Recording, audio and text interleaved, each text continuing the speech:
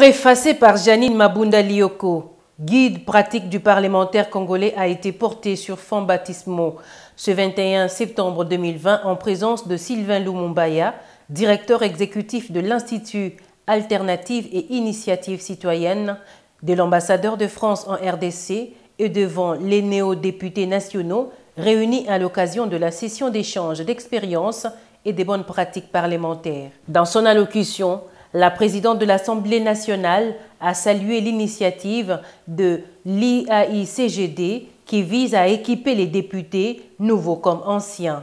La speaker de la Chambre basse du Parlement, visiblement touchée par l'œuvre d'un non-parlementaire, a appelé ses collègues à s'approprier cette œuvre. Ce guide que nous avons préfacé, il comprend en fait un recueil de textes pédagogiques qui se complètent et c'est un livre de chevet pour les parlementaires. C'est pour moi un manifeste sur la fonction parlementaire, écrit par quelqu'un qui n'est pas parlementaire. Ça a le mérite aussi parfois d'être plus objectif et moins corporatiste. Et c'est pour ça qu'on a voulu pousser cette initiative qui vous servira de boussole durant votre séjour ici jusqu'en 2023.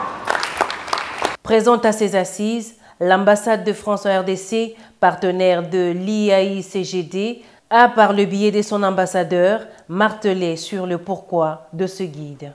L'objectif, je crois, c'est l'efficacité, en l'occurrence la politique des réformes qui concernent tout le monde et pas que le gouvernement, et que je crois les Congolais, auxquels les Congolais, je crois, et les amis du Congo dont nous faisons partie, sommes très attachés. Et puis ça sert aussi à mieux défendre les valeurs que nous avons en partage.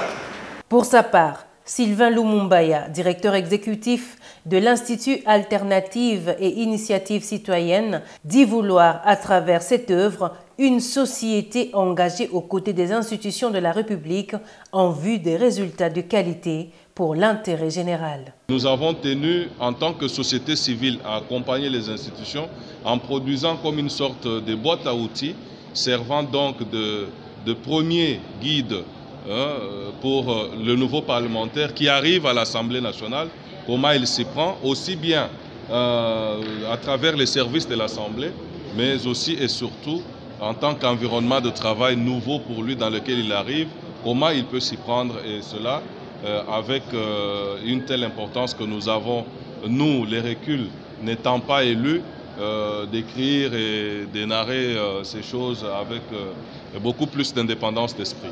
Il faut noter que ces assises d'échange de 5 jours sont exécutées en partenariat avec le réseau des jeunes parlementaires que dirige l'honorable Kalonji.